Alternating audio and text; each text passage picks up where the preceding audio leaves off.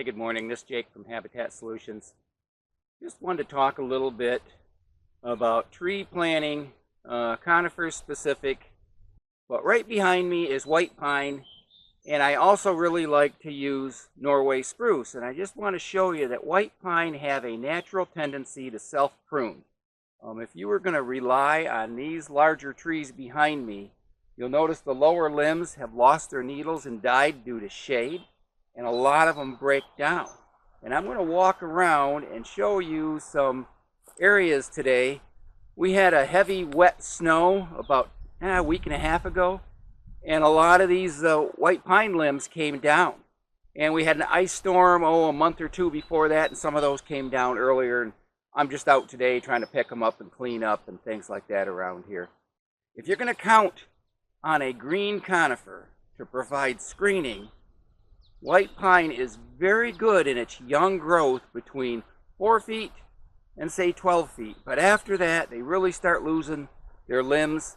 And as far as screening and overhead bedding, that kind of disappears. So you can see right here, we have some limbs that came down last week in the heavy snow. But it's just part of what happened. There's a large white pine right here. And right out in front of me, I'll show you.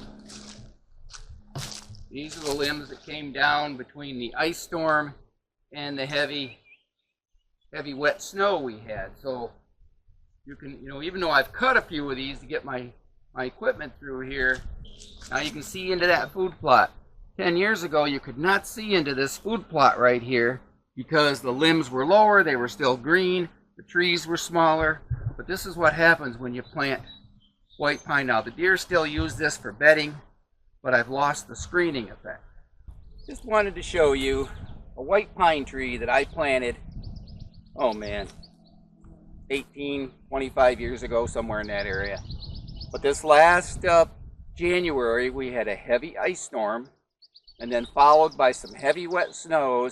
And you can see what it did. It just ripped some very big limbs. We've left a huge hole. Actually took the top of the tree right out. I'll walk around and show you that. But now that I'm up here, the top is missing. It took the entire top out of this tree.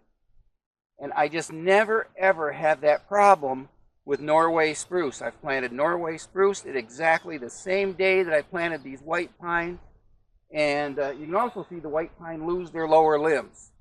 So as great as they are in certain areas, if you guys are creating habitat, long-term habitat, think about Norway spruce and white spruce. If I have a problem with a tree breaking off, losing lower limbs, it's the white pine that does it. Blew the top right out of it. I've got a ladder stand that I've not hunted that in about 6 or 7 years. I've been always meaning to pull it down. Looks like I will now because I've just lost that top. There's just no cover. So here's my banks blind that I hunt out of.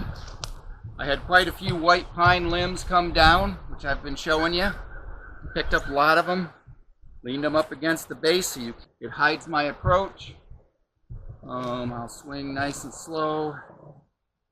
There's my cedar tree. I lost a lot of limbs in the cedar tree between the ice and the snowstorms.